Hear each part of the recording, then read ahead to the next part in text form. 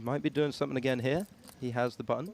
And he's raised. And chips are flying into the middle. Seattle. Oh, no, he's called. He's limped the Seattle. button. Sonic still. It's a little bit of action. Not too much. He doesn't want to overexert himself, but coming in for a limp I think rather than a raise. I think 2018's come early. All this stuff we're seeing, I think these are 2018 trends happening Sonic now. The limps, Preview. That's right. they're coming The, back. the button limp, We've gone full circle. the 3x raise, Old school is the new school. the small continuation bet when you're in position. So three-way to the flop in an unraised pot. Ace 5-3, 2 hearts.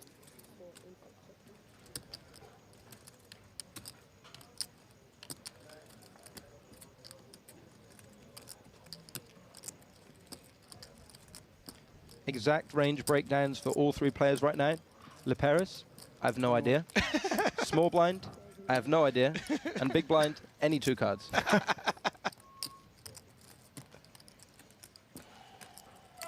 Did someone put chips in the pot? Yes, Leperis has bet 2,300. I mean, in general, you'd think his range would be strongest because the other 2 guys are in here with any 2 cards, right? So Yes. we do see some action, though. Yeah, I got a fold from Trukimenko, but Ciliander has called. 6 of diamonds on the turn.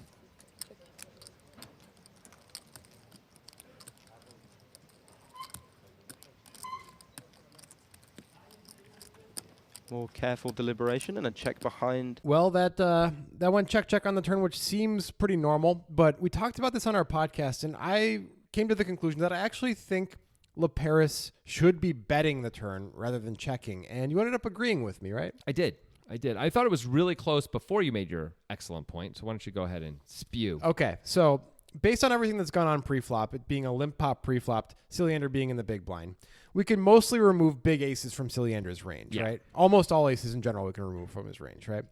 We can remove a lot of 2 pairs, if not all 2 pairs from his range because he didn't check raise the flop, right? Mm-hmm. So that leaves him with mostly 5s and 3s because hearts are also going to check raise the flop with some impunity because they can rep all the different 2 pairs, right? Sure. I mean, they're not always, all these things aren't always going to check No, raise, but most of the time. Right. Sure. It just as a general rule, this is a thing we can assume that is happening at least a fair amount of the time that we can make a decision based on it. Okay. Right. If all of these things are true, then Ciliander's most likely holdings are a 5 or a 3. Now, if we bet we're going to fold out a 3, but that's fine because we really weren't going to get value from a 3 anyway. Even if we went for thin value on the river, it feels unlikely that we would actually get called by a 3, right? Not very often. Most 5s are beating us, and most 5s are going to fold the turn as well. So I think we need to be betting. In case he has hearts, we can deny some of that equity, but mostly to fold out the better 5s. I think that's the plan here based on how Ciliander's played the hand so far. Is that too fancy, or do you think that's right? Well, I think it's fancy, but I think it's right because we're adding that to a pile of other reasons. It's not the only reason, right? To me, another really good reason to do it is because by betting we get to build a pot, and once in a while a 4 comes, and now we have a straight. Yeah. And we've already built the pot for the straight. That's a nice little bonus. I like that. And then when we bet on the river, it's going to be a polarizing spot. We might get heroed a little bit more. Sure. And that's great. We're going to have it. And also, any way that we improve with our 7-5, be it we hit a 4, 5, or 7, will make it the board pretty scary. Yes. And so it's going to be hard to get value later. So I'd want to get value now. So whether we get called, that's not so bad. But also folding out a better 5 is a nice extra thing that is probably going to happen a lot. Now, the 6 is an interesting card because it brings in some of the gutters that we would have been betting, but also our opponent may have been calling with. Yes. So we're probably checking back unimproved rivers, I would think, right? Yeah. But also, this is yet another reason why the 5 is going to fold, right? We might bet a 6 on the turn. Yeah. So, I think I like betting, but I can't blame him for checking. In the moment, that's probably what I would have ended up doing, too. Yeah. It's time for a funny ad, and we're going to talk about nitrogen sports and make comedy all at the same time. It's like Mr. Magoo. It's funny. Yeah. And Except here's... Not really. Yeah, here's the funny part. It's a lot of money, honey. What's funny is how much value you get by using the link in our pinned tweet when you sign up. It's hilarious how much value you get. You get the monthly Poker Guys tournament, which has always got an overlay. Get in there, get you some hilarious poker. You'll be laughing all the way to the bank. Probably not too interesting. I would be surprised if either player had... Well, I'd be surprised if Leperis checks back an ace. He could potentially check back a 5, but... Oh, no option to check this back because Ciliander is leading river. Thin bets 5,500 into a pot of 11,000. And he can have all sorts of nutted hands here, obviously. Wheels and straights and 7-4s and 3-5s. Haven't just checked the big blind.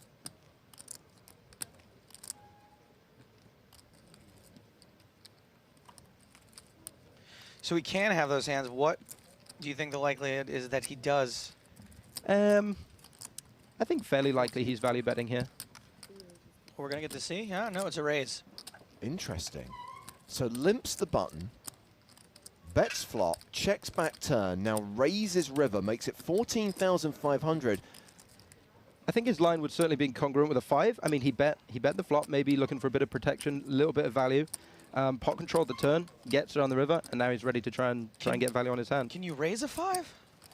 I mean, it's a trifle thin. If he has like a king 5, maybe, because you can get called by 5-4. But I agree. Given the amount of straights that can be in the big blind, it's a little bit thin. Can he Also- ever have aces here or threes Yes, full? I'm more inclined to think that he'd have a big hand that he was trying to trap with by limping the button. Yeah. What 5s is he limping the button with? Or is he one of those players who's going to speculatively call with a hand like 7-5 or 4-5? So it's difficult here because 5-6 probably bets the turn with 2 pair Yeah. because it's kind of a straighty, flushy board. So you're right. What 5s does he have? Again, ace 5 is looking to value bet turn. Does he really limp a hand like king 5, queen 5? Probably not. No. So maybe he doesn't have too many 5s in his range here. Maybe, I mean, pocket aces, you would think if he bet flop, he would bet turn because, again, a lot Yeah. of backdoor draws or more connection for hands like 6-4 and 5-4. So, I don't know. It's a weird one. Maybe Joe's called it. Maybe it's nothing. That's a raise all in from Ciliander. How much is that, please? Well, Well, I he guess he doesn't doesn't have the aces. Wow. But clearly has something. We don't see a Take a look snap at fold here. So he was, you would imagine, initially raising Take for your value. jacket off, please. What do you say when you take your jacket off, please? I thought he was asking to take the bet in so he could see the additional. This is such a weird hand. Started off with Leperis limping the button and the blinds coming along cheaply, and it escalated quickly. Yeah. How did we get here?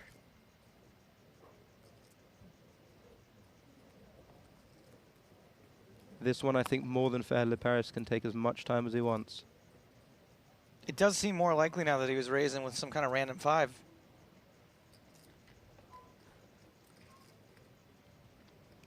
What's the best hand you're thinking about folding right now? I'm pretty A sure bad I'm out boat? of there with a 5. What about 5-3. 5-3? It really depends if we think. Well, that's he a does make the call. call. All right, we can stop speculating. We're going to get to see both hands. It is an all-in situation. Sorry. Leperis with king 5 off. Wow, the 7-5. Oh my hang on. goodness! Wow. Oh, hang on. Holy. 7-5 was Leperis' hand. The king 5 was Ciliander. In the immortal words of Steve Carell, that escalated quickly. Actually, that was Ron Burgundy, but no one cares. Steve Carell. Well, he was in the movie too. Remember, he was Brick Yeah, Tamland. I know he was in the movie. So he didn't say that escalated quickly. Nobody cares. Wow. How about this crazy, crazy time that just happened? We just went nuts here. Okay. It's one thing for there to be a bet on the river. All right, let's start chronologically, okay? Let's start because you can criticize a lot of things that have happened on this river. Yeah. I think you can even criticize the initial bet. I think the Oh, bet yeah. of 5,500 into 11K is a clear money-losing mistake. You need to be betting more if you're Ciliander. The 5 would absolutely scare an ace, and that ace is not going to raise or anything, right? No. But it's probably going to call a bigger bet than this. I think an ace is going to have to when hearts missed, and who knows what we're doing. You're just going to feel forced to call with any kind of reasonable ace here.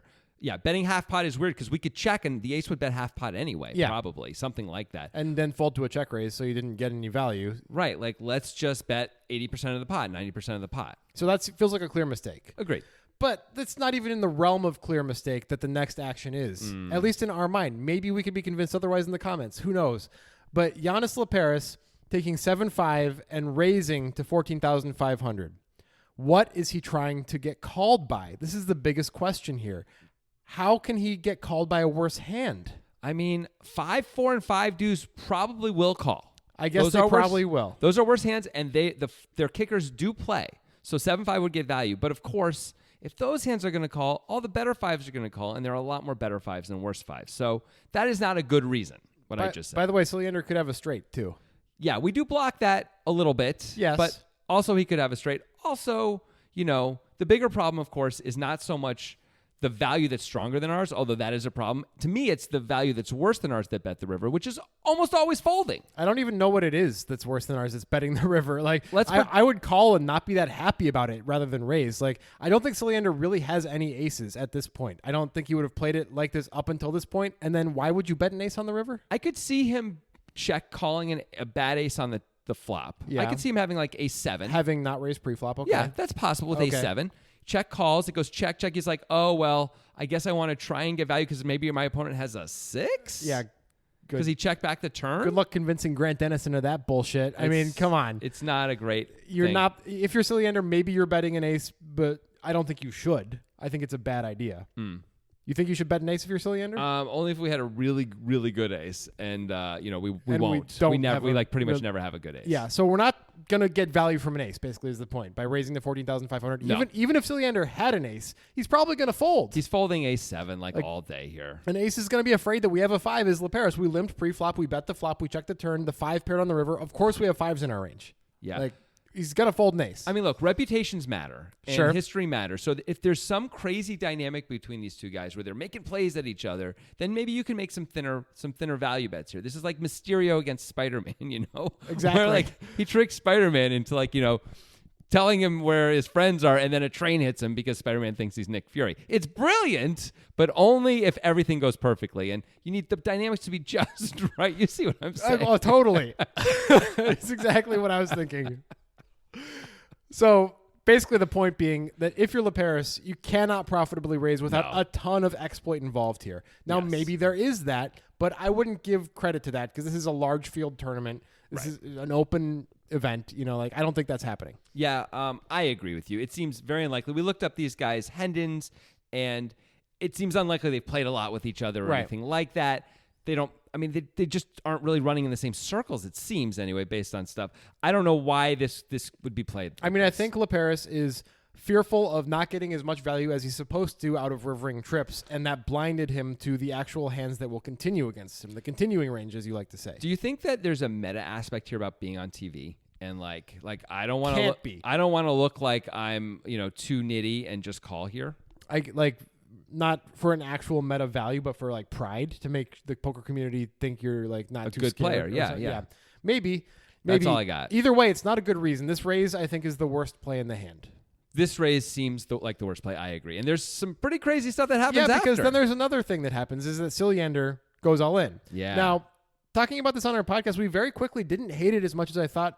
I actually think it might be good Yeah. to move all in with King 5. I know it feels strange to try to get called by 3-betting just trips on this river. Yeah. But LaParis checked back the turn. What does he really have? I mean, it's a wet board. It's very unlikely that he has a set or 2 pair that turn into a full house or a straight because Yeah. he checked back the turn. So basically, we almost always have the best hand. It's just hard to imagine getting called by a worse hand, but it feels like mostly a free roll, right? I agree. I think it is mostly a free roll. Now, we've seen mostly a free roll spots before really not Yes. work out. I'm thinking of Jason Kuhn against that guy. Sure. You know what I mean, right? I The can't dude who remember started now. the poker stars European Poker Tour, whatever. It doesn't matter. John Duffy. Oh, John Duffy, yes. Right. Where Jason Kuhn was like, I've got top, and it's always best. I'm going all in on the river. Right. And he was It didn't crushed. work out, Yeah. no. So that does happen once in a while, and you feel a little dumb when it doesn't work out. But it does feel like, like King 5 is kind of the nuts here. Yeah. Like so it can't be that bad to move in. I actually don't hate the I think move it's probably good, especially if you have any sense at all that your opponent overvalues his hand, which it seems pretty clear that LaParis overvalues his hands. right. And as we see, he calls. And I bet you guys are just expecting us to just destroy LaParis for this call. But to be fair, I think this call makes a lot more sense than his raise did. Now, we have to divorce those things from each other in order to talk like this. Yeah. But the raise just feels abjectly bad, right? Like Oh, there's no way to justify the raise. With the call, if we want to go into some game theory stuff, use distribution, it actually makes a little bit of sense, right? We don't block hearts. That's good. We do block straights. That's good. We do block full houses and better fives. That's good.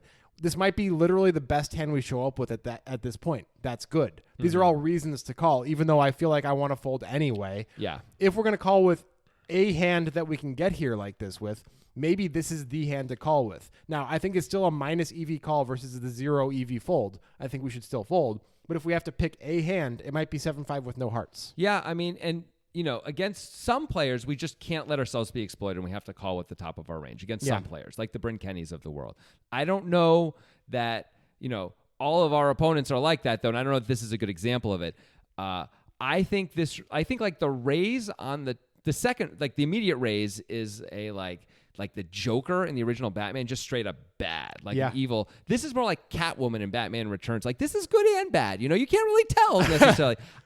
This is probably still ultimately, like you said, a money-losing play, but I can't kill it in the same way because I can justify, now that we're here, this guy has now polarized himself so much. You could easily say to yourself, he has to have a straight or better, and look, I block everything. Right. Now, to be fair, beyond that, like, we're giving him some credit here, but still, you have to believe that your opponent who has no results is a guy who's going to 3-bet shove in a 5K, maybe the biggest event he's played in his life, definitely the biggest event, like an event that matters a lot to him. He's going to 3-bet shove as a bluff with like a 3, like turn a 3 into a bluff, turn hearts with a 7 blocker into a bluff. Like, that's giving this guy a lot of bluff credit here, which I don't think you should unless it's Bryn Kenny or Stephen Chidwick or something like that. I strongly agree with that. There are some times when you can just say, this person is probably not capable of bluffing me in this spot, and then you can fold almost everything, and sometimes everything, and that's okay to do. Yeah. So there were some plays here that we thought were at best questionable, I'm going to say. Mostly it's the river stuff. Yeah, we thought there was some cool plays that maybe could have been done on the turn, specifically betting it for LaParis, but it's fine to check that back. Ultimately, raising the river, calling the 3-bet, also just the 3-bet all in are all curious at best and maybe not even good at worst. So we didn't like some of these. We like some of them more than others. We think maybe the move-in is actually fine and good even. Let us know what you guys think in the comments, though. Do you agree with us? Do you think that these really could have been played differently? Like, we kind of think this should have been a small hand, like just bet call on the river, ultimately. Do you think that's true, or do you think there is value to be had in raising your 7-5 here? Let us know in the comments. Yeah, and in this video, you just heard our conclusions that we've made already, which we arrived at on our podcast. So if you want to know how the sausage gets made, it's really a good educational resource, honestly. I didn't know before starting this hand how much I was going to dislike LaParis' river raise. I didn't know before starting the podcast on this hand how much I would be okay with Ciliander 3-bet moving in. Yeah. And I definitely didn't know that I would be more okay with LaParis calling the 3-bet than actually raising initially. So if you want to hear our thought processes and how we get there, check out the Breakdown Poker podcast with the Poker Guys. It's really worth a listen.